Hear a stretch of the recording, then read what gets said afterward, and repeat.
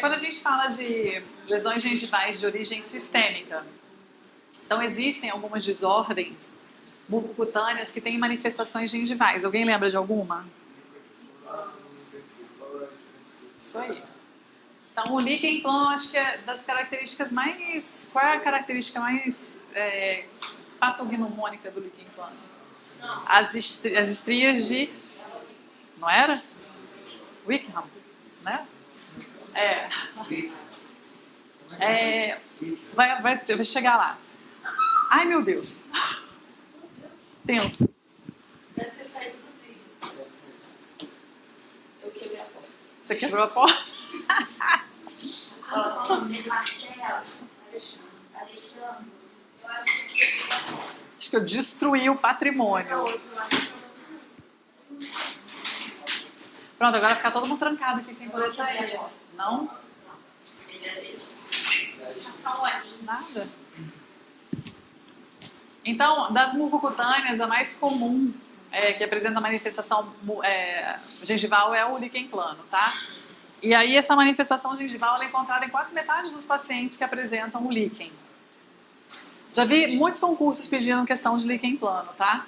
Desconforto significativo com potencial pré-maligno, e aí para ele desenvolver se tornar uma lesão maligna em até 2% dos casos.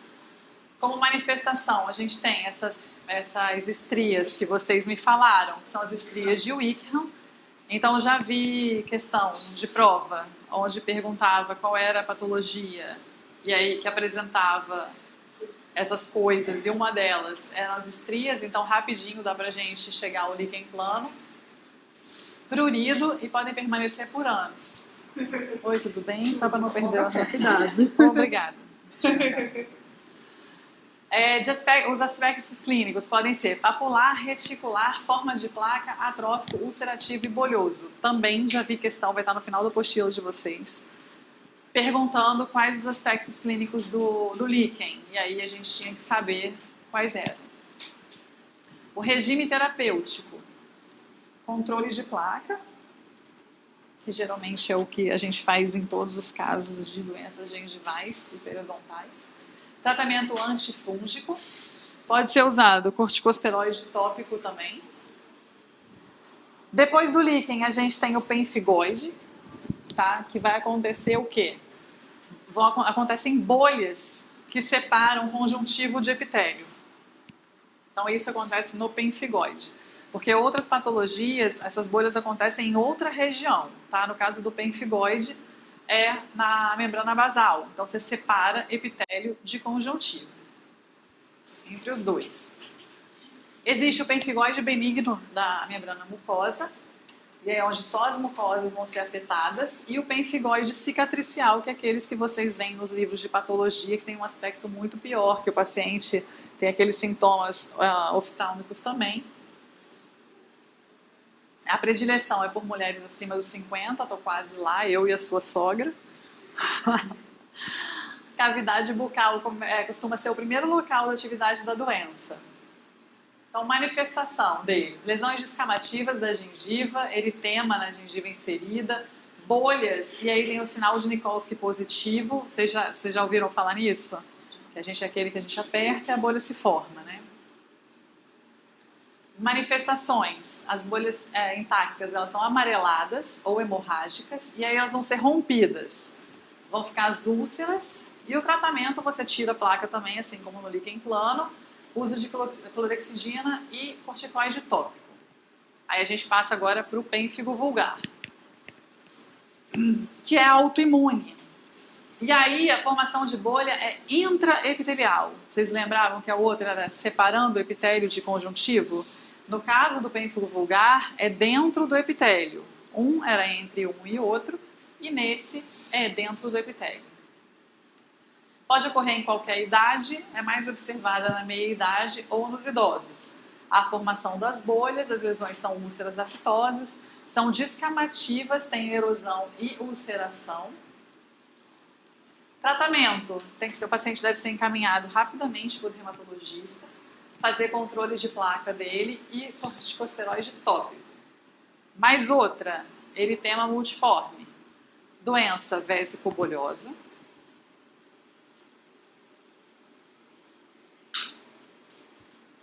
recorrente. A síndrome de Stevens-Johnson é a última forma do eritema multiforme. E parece ser uma resposta imune aos queratinócitos.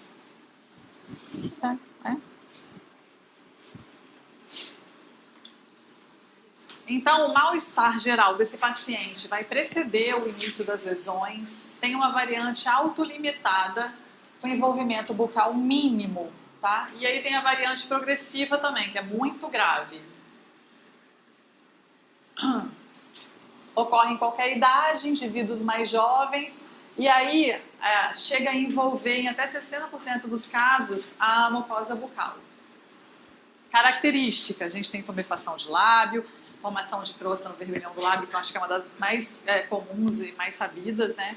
E as bolhas se rompem e deixam úlceras. Tratar controles de placa, vejam que a gente viu controles de placa em todas elas, né? E corticosteroide tópico e sistêmico. Mas outro famoso, lúpus eritematoso. Não é famoso? É uma doença o quê? Autoimune também. Agora tá, assim, não sei se vocês têm acompanhado, mas uma série de artistas conhecidos mundialmente estão comunicando que tem o lúpus, né? Acho que essa Selena Gomez é uma que fez até um transplante renal. Né? Ela fez recentemente, uma amiga dela doou o rim para ela. Quem mais que tem lúpus? Lady Gaga. E teve alguém, eu não sei, eu acho que é algum parente de algum Backstreet Boy, mas isso é da minha época, né? Vocês nem conhecem Backstreet Boys, mas alguém tinha também lúpus, né? Hoje é One Direction, né? É. Não é? Ai, gente, depois que eu virei sogra dela, eu falei, gente, tô chocada. Mas vocês não são da época de Backstreet Boys, né? Jura? Bye, bye, bye, bye. Jura? Gente, mas eu tinha 18 anos na época de Backstreet Boys. Vocês tinham 7. Não. Eu não posso mais fazer o concurso. Você tinha 10? Aí você tinha foto do Nick Carter no... Nossa, daquele álbum Milênio, que eles são de branco, assim. Não é? Não é? Lembro. Eu tenho até hoje. Nunca gostei do cabelo do Justin Timberlake daquele jeito. Era do N5, ele cantava Bye, Bye, Bye, Bye, Bye, não era? Namorava a Britney nessa época. Toda de jeans, que eles foram, inclusive, matching no Grammy, sei lá, o EMA, não, era Music Awards, MTV, acho que foi um MTV desse da vida aí. Então, voltando, depois de viajar no tempo, 15 anos. Falando de lúpus, então ela é uma doença autoimune, e aí a formação de anticorpos contra o tecido conjuntivo. Então é mais prevalente em mulheres, na verdade a gente está saindo perdendo, porque nenhuma dessas eu li que era mais prevalente em homens, então a gente só, né, sendo prejudicada. Ele pode ser discoide sistêmico e cutâneo. A lesão ela se apresenta como uma área atrófica central e pequenos pontinhos brancos, úlceras, lesões acastanhadas na gengiva e lesões, as mais, acho que características de paciente com lúpus, são as lesões em asas de borboleta, né, na face. Tratamento com corticoide sistêmico, anti-inflamatório e antimalárico, lembrando que não é a gente que faz esse tipo de tratamento, né?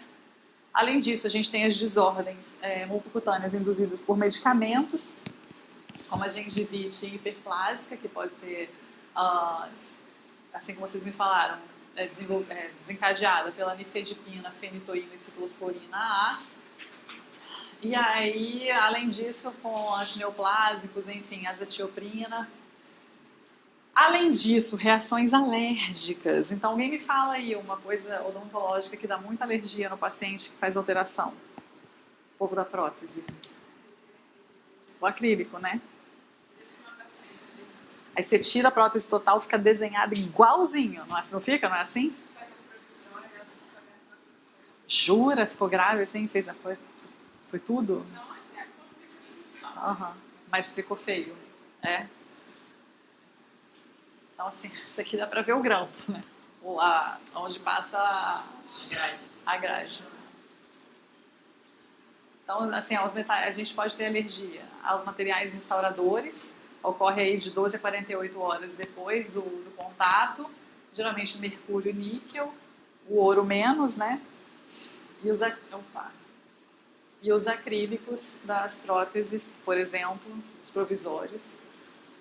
As lesões podem ser brancas, vermelhas, podem ser ulceradas ou não, confinadas. Geralmente elas ficam confinadas à área de contato. Então aqui é um exemplo clássico do confinamento da área de contato. E você remove a causa da sua alergia, você tem a remissão do seu problema. Além disso, a gente pode ter a reação aos alimentos, que vão levar à tumefação. Só esse tipo múltiplo prático, eu acho que eu copiei, botei no lugar errado, mas enfim. Será que é isso? Está escrito? Eu não lembro. Então, a imediata e a retardada, isso aí. Ué.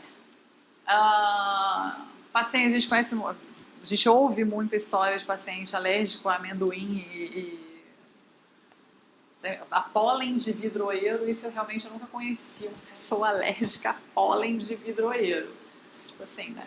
Eu acho que eu nunca fui apresentada a um pólen de vidroeiro. A você eu já fui apresentada umas 3 vezes, mas ao pólen de vidroeiro eu nunca fui apresentada. A gente pode desenvolver reações também aos dentifrícios e colutórios, os chicletes, tá? As manifestações pode se apresentar como forma de uma gengivite edematosa, ulceração, branqueamento, quelite, e a resolução depois que você suprime o uso. Então, eu nunca peguei um paciente em consultório que tivesse tido alergia a isso. Vocês já pegaram algum? Não, eu também nunca peguei, não. Acho que, na verdade, a única pessoa que eu peguei com alergia, que teve manifestação mesmo, foi um paciente alérgico a... Como é o nome desse chiclete que não tem açúcar, que é famoso? Trident, de canela. Então, acho que era mais a canela do que... Outras manifestações gengivais e condições sistêmicas. Então, a gente tem doença de Crohn, né, que é o infiltrado granulomatoso crônico na parede da curva do ilho. As lesões bucais são semelhantes à do trato gastrointestinal. Então, o tratamento, a injeção intralesional de esteroide 1 a 2 vezes por dia, controle de placa. Então, vejam, o controle de placa está em todos. A leucemia, que as manifestações gengivais incluem tumefação, ulceração, petec, eritema, sangramento espontâneo, né, e podem ser os primeiros sinais da doença. O tratamento ou controle de placa por nossa parte, usar a clorexidina, acho que está escrito errado aí, porque está faltando um dina ali, né, e acompanhar junto com os médicos desse paciente, que afinal de contas é uma doença grave, né, com manifestação oral. Além disso, temos as lesões traumáticas, que podem ser autoinduzidas, iatrogênicas ou acidentais. Então, lesão química pode ser por clorexidina, queimadura por AS, por cocaína, descamação devido ao detergente do dentifrício, inflamação e necrose gengival. E elas são reversíveis. Então, a gente para de usar aquilo ali que está causando, obviamente ela vai se reverter. Pode ser hiperceratose, ceratória friccional, laceração da gengiva, que pode levar à recessão gengival também. Tá? Opa! Além disso, a gente tem a lesão térmica, que elas podem ser queimaduras. O que acontece muito, eu não sei se já aconteceu com vocês, mas na literatura eles reportam, agora com o uso do... Agora não, né, já tem um tempo, com o uso do micro-ondas. A gente às vezes coloca uma coisa no micro-ondas e aí, como ele não descongela ou esquenta tudo do mesmo jeito, é uma coisa mais... tipo essas lasanhas congeladas, aí você esquenta demais uma parte, não esquenta a outra, aí o indivíduo não reconhece aquilo ali, vai lá, coloca na boca, está quente demais e aí acaba se queimando. Reações de corpo estranho também, que fazem o quê? É o mais conhecido com o quê, Lucas? O que faz reação de corpo estranho? Que é mega conhecido. Geralmente está associado à presença de corpo estranho. Abscesso gengival, não é? Lembra do abscesso gengival? Mas está lá na parte de abscesso. Então, essas ulcerações epiteliais podem ser causadas por abrasão ou corte, né, que possibilitam a entrada do material estranho lá no conjuntivo. E a gengivite por corpo estranho, que vai causar inflamação gengival associada a corpo estranho. A lesão pode ser crônica, se a gente não tirar o corpo estranho de lá, dolorosa, vermelha ou branco avermelhada. Aí agora a gente vai começar o bem bom da situação com a periodontite crônica.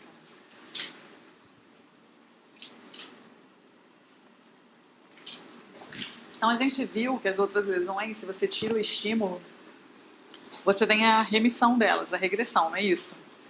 No caso das periodontites, seja ela crônica ou agressiva, a partir do momento que a gente perdeu a inserção, a gente perdeu a inserção. Tá? Se perdeu o osso, está lá o defeito da sua doença. Então é induzida por placa. E falando de periodontite crônica, a gente vai ver alteração de cor, textura, volume da gengiva marginal. Você tem a periodontite ativa, começou com uma gengivite, certo? Então você tem todos aqueles sintomas no periodonto de proteção. Vai acontecer sangramento à sondagem, redução da resistência dos tecidos a moles marginais à sondagem, ou seja, você vai ter aumento da profundidade de bolsa à sondagem, PBS é profundidade de bolsa à sondagem. A gente vai perder inserção, pode ter recessão na margem gengival, perda de osso alveolar, exposição de furca, aumento da mobilidade e eventual esfoliação do dente. Quando vocês estiverem fazendo o diagnóstico diferencial entre periodontite crônica e agressiva, a gente faz o diagnóstico com base na exclusão da periodontite agressiva. Então, a gente tenta classificar nosso paciente com periodontite agressiva. Se não der, ele tem crônica. Então, é basicamente assim que a gente faz o diagnóstico, tá? E o tipo de perda, o tipo de padrão de perda óssea é um dos critérios que a gente usa para fazer. Ele não é conclusivo, mas como um tem um padrão diferente da outra, a gente usa para comparar clinicamente. Então, por exemplo, a gente tem dois padrões de perda óssea, basicamente. O padrão plano ou horizontal e o angular ou vertical. Então, um deles está mais associado a um tipo de periodontite do que o outro. No caso da periodontite crônica, o padrão que a gente vê mais frequentemente é o da perda óssea horizontal. Ou seja, todos os meus sítios perdem osso, não é no mesmo intervalo de tempo, mas é homogêneo, mas eu tenho um jeito, acho que vai ficar mais fácil de entender. Mas enfim, se eu tenho dois sítios, um do lado do outro, eles dois estão perdendo inserção não é ao mesmo tempo também, mas com a mesma velocidade, a gente vai ter a perda óssea horizontal. Então imaginem os dentes um do lado do outro e o osso está passando aqui, certo? Com crista óssea. Então a gente tem perda óssea junto. Então o osso todo abaixa horizontalmente. No caso da periodontite agressiva, o padrão é angular, ou seja, um sítio perdeu o osso muito mais rápido do que o sítio vizinho, tá? Então formam esses defeitos angulares junto às raízes dos dentes, que geralmente estão associados ao primeiro molar superior. A gente vê defeitos angulares enormes. Então, quando vocês pegarem questão de prova, que vira e mexe, pelo menos uma questão de diagnóstico diferencial, eu vejo nas provas de concurso, né, se eles colocarem, perdeu o osso vertical, angular, está geralmente associado a periodontite agressiva. Então, lembra do amoxicilina e angular, né, tudo agressivo. Se não me engano, tem um quadro aí para vocês que está escrito isso aqui, não tá? Prevalência em adultos, localizada, não sei o que, não tem? Esse quadro, eu tirei, não é da bibliografia de vocês, eu tirei do livro da Sobrap, de 2011, porque eu achei que de forma didática, para quem não é periodontista, para quem não se lembra, explica de uma boa forma, para você chegar ao diagnóstico diferencial. Mas ele não é do LIND, tá? Então, no caso da periodontite agressiva, a prevalência é maior, da crônica, a prevalência é maior em adultos, mas pode acontecer na dentição decídua, tá? A quantidade de destruição do tecido periodontal está relacionada aos fatores. Então, é proporcional à minha quantidade de cálculo e placa à destruição que eu venho sofrendo, diferente da periodontite agressiva. O cálculo subgengival está presente nos sítios doentes. Ela ainda pode ser dividida em localizada e generalizada. Ou seja, se eu contar lá, vocês sabem fazer esse diagnóstico da generalizada e localizada? Quem não é o pessoal da pério? O que foi isso? Não? Sabe? Lembra? Não? Não sei. Vocês lembram? Povo, pode falar, gente. Sabe? Não lembra? Lembra?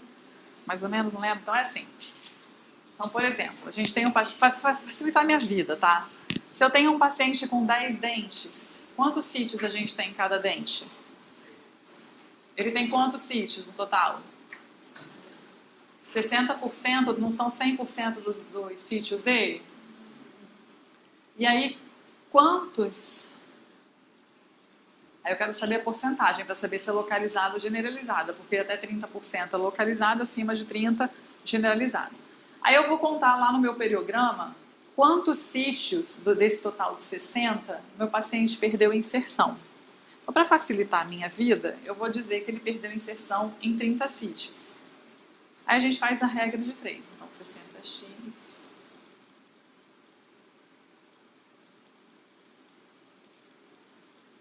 vai dar 50%, não é isso?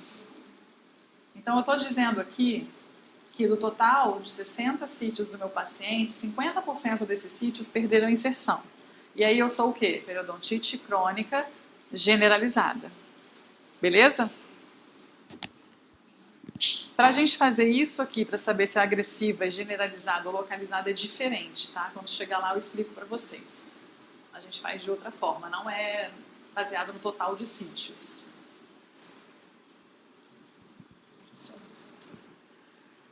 Então, a inflamação gengival é invariavelmente um componente da periodontite crônica e a gengivite vai preceder o início da periodontite. O desafio bacteriano, ou seja, meu paciente acumulou placa e cálculo, vai induzir a gengivite mais a resposta do hospedeiro, ou seja, a sua suscetibilidade que vai determinar se a periodontite vai acontecer ou não. Então, precisa de vários anos de exposição à placa e cálculo. Por isso que a prevalência é maior em adultos mais velhos. Tá? A suscetibilidade ela pode ser relacionada a fatores do hospedeiro, como origem genética, e os indivíduos apresentam respostas diferentes com a mesma quantidade de placa e cálculo, e ela pode ser considerada, a gengivite, um fator de risco para periodontite, obviamente, porque a gente não tem periodontite sem ter tido gengivite antes. É a forma mais comum de periodontite, gengivite é a forma mais comum de doença periodontal. As formas avançadas, ou seja, periodontite, são vistas apenas em 10% da população.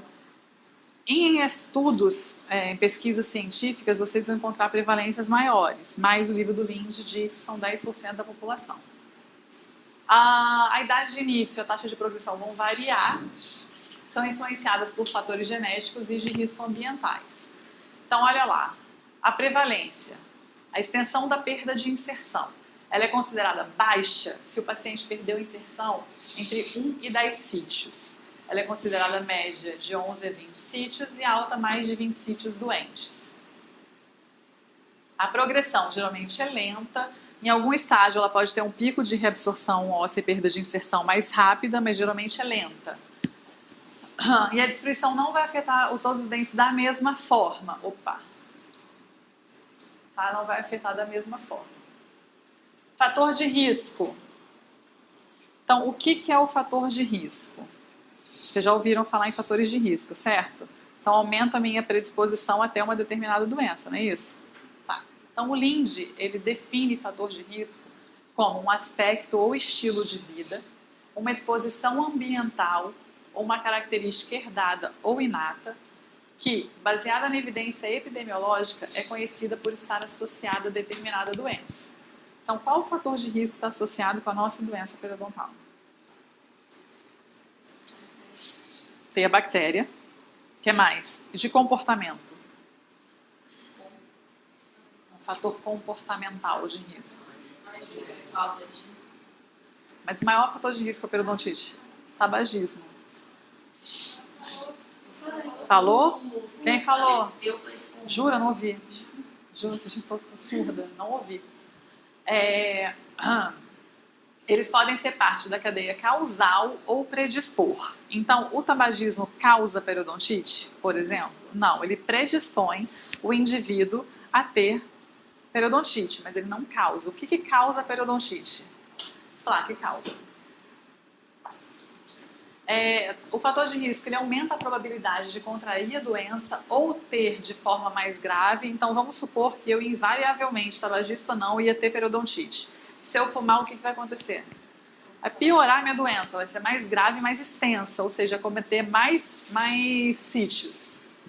Fatores de risco, a gente tem placa bacteriana, idade, tabagismo, doença sistêmica, estresse e genética. No livro eles estão como fatores de risco, tá? A placa é composta... Esses são etiológicos, a placa e o cálculo é etiológico, é o que causa.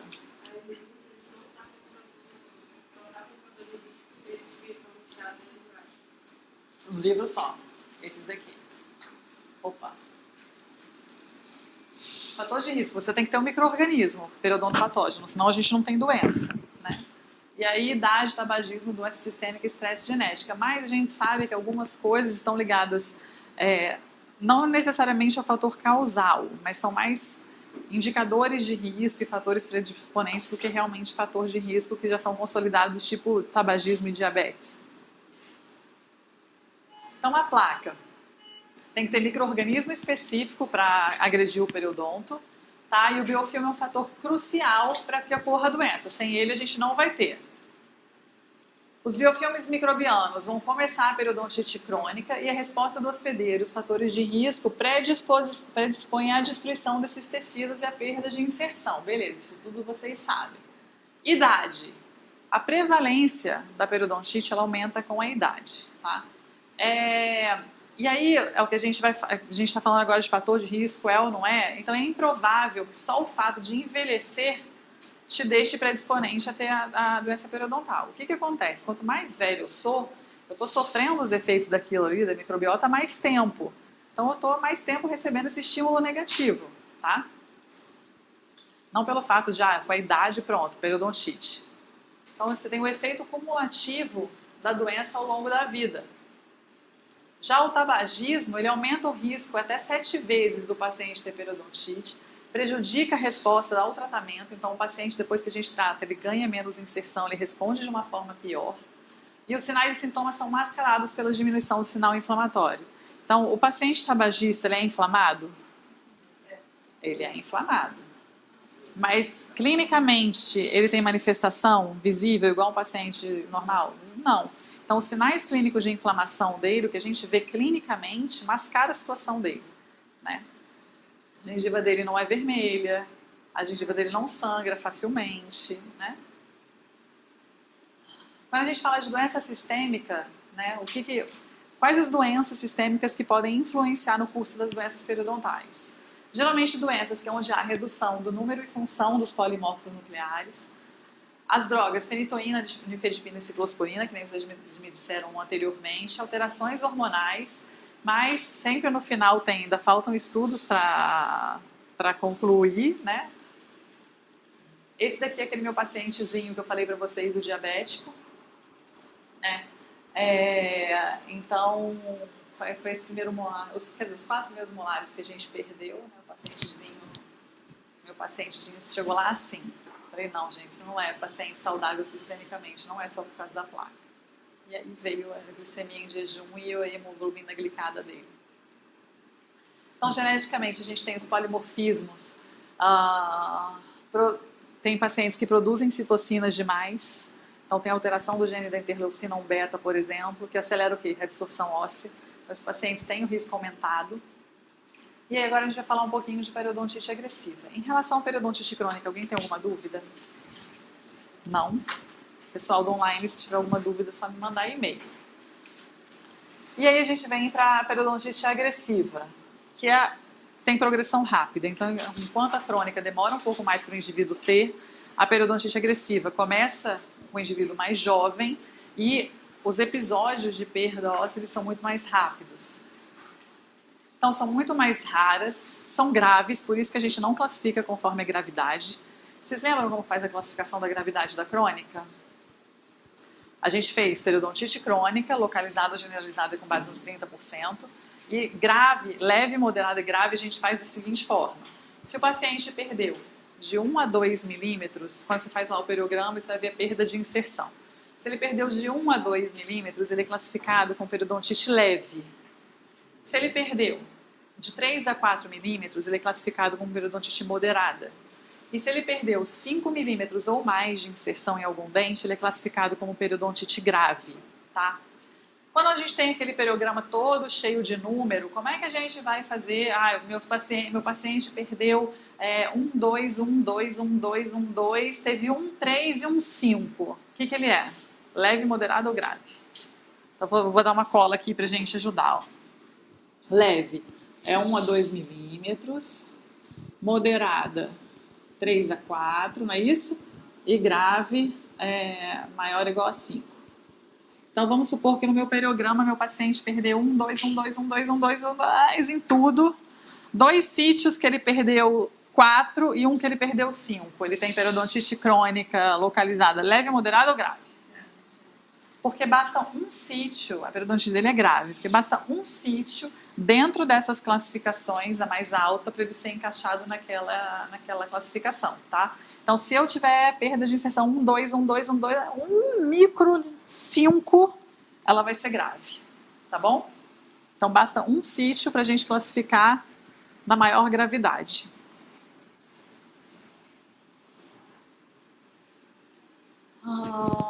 Ela começa em pacientes muito mais jovens e não necessariamente está limitada a indivíduos abaixo dos 35 anos, tá? E tem uma tendência de se desenvolver em uma mesma família. Então, geralmente, quando o paciente chega com periodontite agressiva, você pergunta, quem teve na sua família? Pai, mãe, você tem filhos? Seus filhos já apresentaram? E tem uma agregação familiar marcante, coisa que não acontece na periodontite crônica. Então, a flora é altamente virulenta, composta especialmente por quem? Isso aí. Apresenta-se precocemente, então começa muito antes do que a periodontite crônica. O diagnóstico requer exclusão da presença de doença sistêmica. Então, se o paciente apresentar uma doença sistêmica que comprometa resposta imune ou inflamatória, automaticamente ele não vai ter periodontite agressiva. Então, vamos lembrar lá, para a gente fazer o diagnóstico diferencial, para vocês não errarem em prova nenhuma de concurso, eles te deram um caso clínico. Se falarem que está mais relacionado com AA, quem é? Agressiva. Se estiver mais relacionado a gengivales, crônica. Beleza. Se tiver perda óssea angular, horizontal, crônica. Isso aí. E aí, o meu paciente tem um problema sistêmico, como, por exemplo, diabetes. Eu posso ter periodontite agressiva? Não. Por quê? Porque é uma doença sistêmica que altera resposta imune e resposta inflamatória. Então, toda vez que meu indivíduo que eu estou examinando tiver uma doença sistêmica que comprometa o paciente dessa forma, a gente automaticamente exclui o diagnóstico de periodontite agressiva e classifica esse paciente como periodontite crônica. Certo? Beleza. E aí ela pode ser localizada ou generalizada. Mais uma vez, esse daqui eu tirei do livro da Sobrap, mas é só para vocês perceberem melhor a diferença, mais didaticamente a diferença entre uma e outra. Então, a localizada, ela acontece muito, um paciente muito mais jovem mesmo, né? A generalizada está ali na casa dos 20 muitos, 30 anos. Na localizada, vamos lá, agora a forma localizada e generalizada, para vocês nunca mais esquecerem. Vocês lembram que na forma crônica, a gente classificou conforme a porcentagem de sítios, não foi? Na agressiva, a gente faz com dentes afetados. Todo mundo lembra disso? Lembram? Não? Então tá, vamos lá. Na periodontite agressiva, a gente vai ver primeiro os molares e incisivos. Não é isso? Por quê? Porque a doença, a periodontite agressiva, ela tem predileção por dente. Então, primeiro os molares e incisivos. Ela vai ser localizada quando afetar primeiro o molar, incisivos e mais até 2 dentes, que não são incisivos e primeiros molares. No caso da generalizada, a gente vai ter primeiros molares, incisivos e mais 3 dentes afetados. Certo? Então, olha que bizarro. Se eu tiver um caso assim, o paciente tem o 11, o 12, o 21, o 22, o 31, o 32, o 41, o 42, o 16, o 26, o 30, oxi, o 36, o 46 e o 47.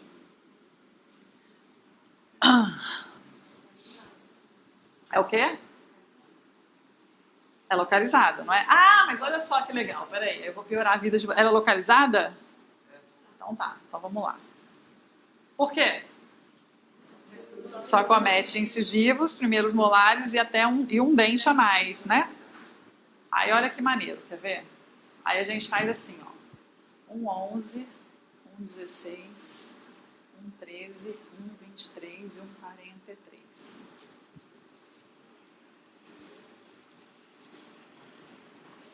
Fala comigo, fala que eu discuto. É generalizado. Agora, não é bizarro isso? Não é bizarro isso? Não é bizarro isso? Mas é generalizada. Por quê? Afetou primeiros molares, incisivos, no caso aqui um de cada, e 3 dentes ou mais, que são de outros grupos que não são primeiros molares e incisivos. Agora você olha para isso e me fala, uma doença que afeta 3, 5 dentes é considerada forma generalizada, enquanto você tem ali, ainda posso aumentar aqui, né? Se eu quiser colocar o 37 ainda dá, não dá? E aquela é a forma localizada da doença. Não é surreal isso? Pois é. Mas é assim que a gente faz, lembraram? Então a forma localizada são primeiros molares e incisivos e mais até 2 dentes. E a generalizada se afetar incisivos, primeiros molares e 3 dentes ou mais. A gente classifica conforme a gravidade, em leve, moderada e grave? Não, por quê? Porque ela já é uma doença grave.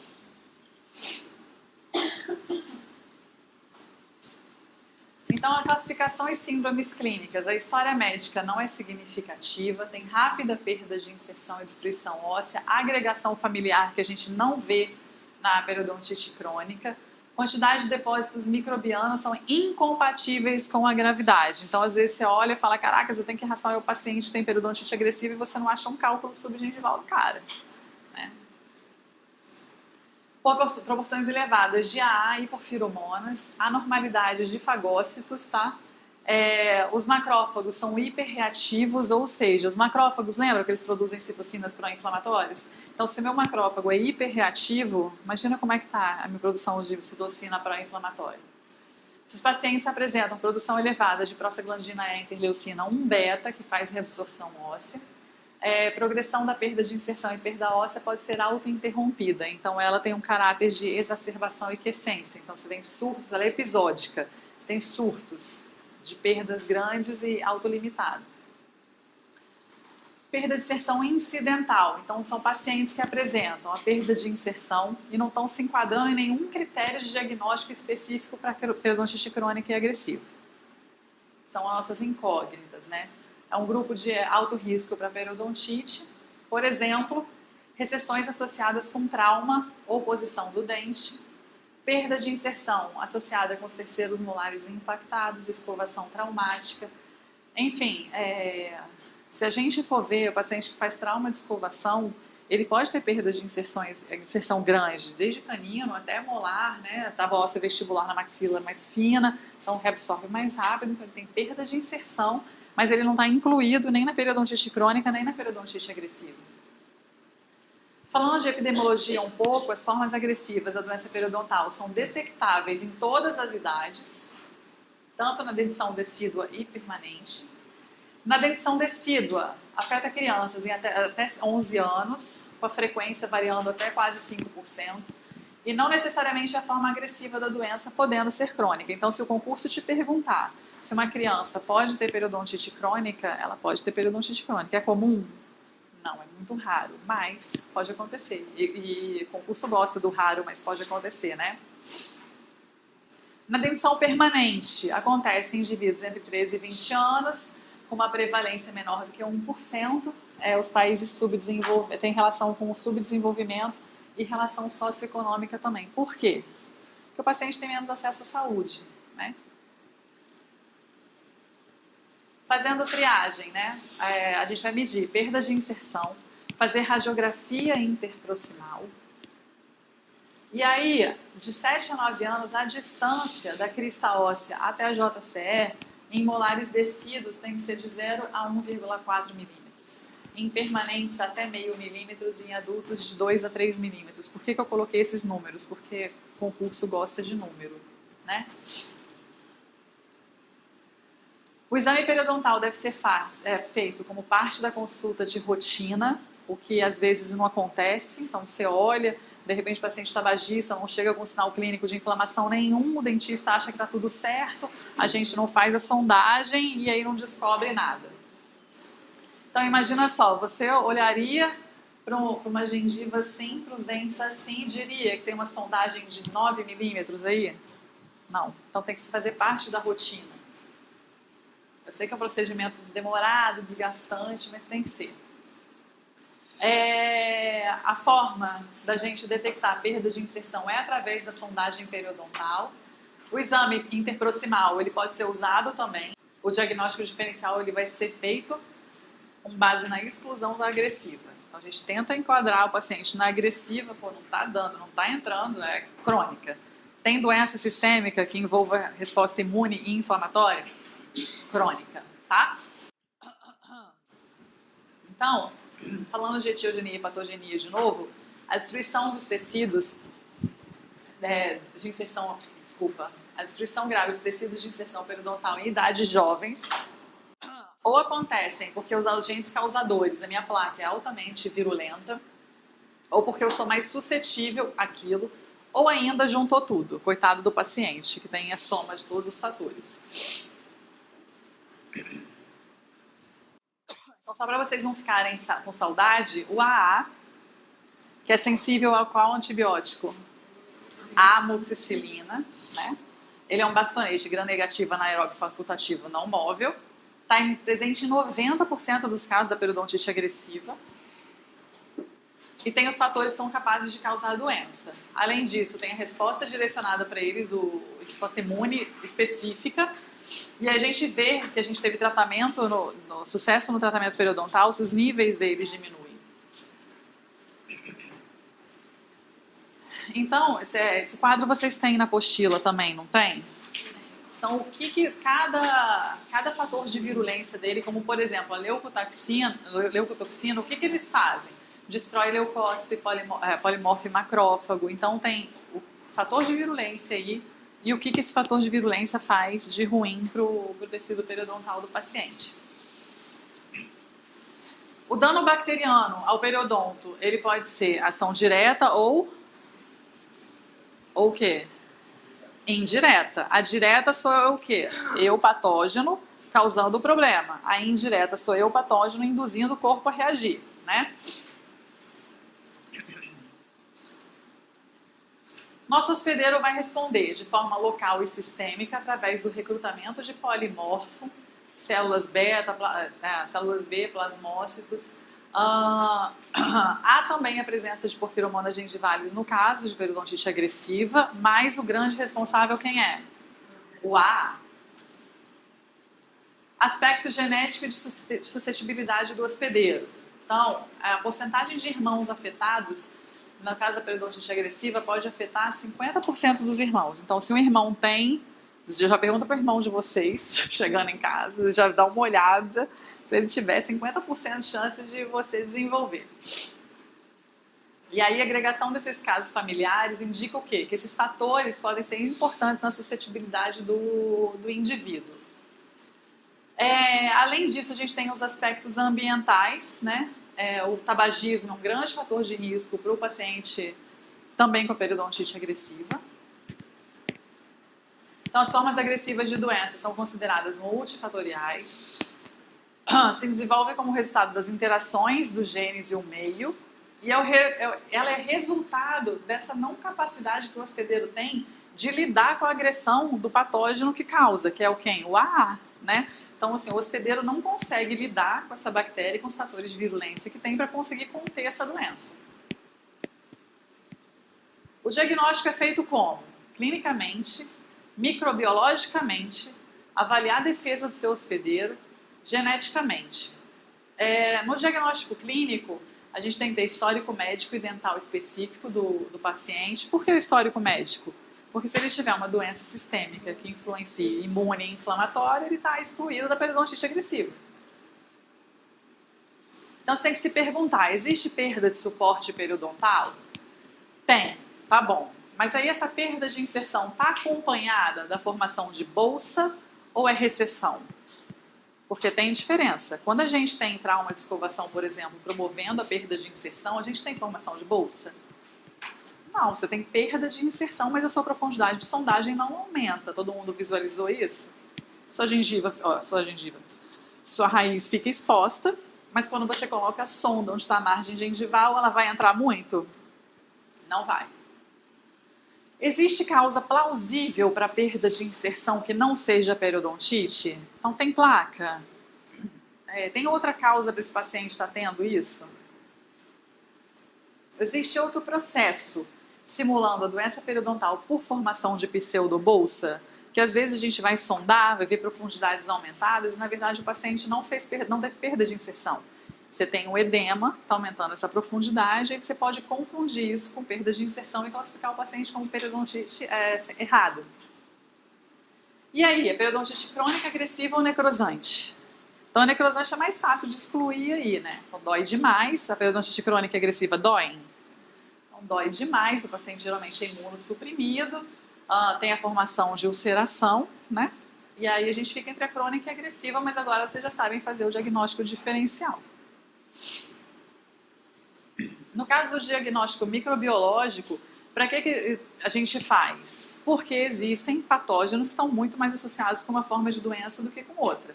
Então, se eu pegar um caso de periodontite agressiva e for fazer um exame microbiológico, quais as chances de ter AA naquilo lá? São enormes, né? E no da crônica, não. Se ele estiver presente, os níveis dele são mais baixos e está predominando quem? Porfiromonas gingivales, as outras bactérias do complexo vermelho e laranja. Avaliar a defesa do hospedeiro. Então, tem que ver se o paciente apresenta distúrbio fagocitário em células de primeira linha de defesa, quimiotaxia alterada, se tem mais prostaglandina capacidade diminuída para atingir altos índices de anticorpos para o AA. Diagnóstico genético. Então, tem a necessidade de avaliação de irmãos e outros familiares para a gente estabelecer uma relação. Então, se não tem agregação familiar marcante, as chances de terem periodontite crônica são maiores, né?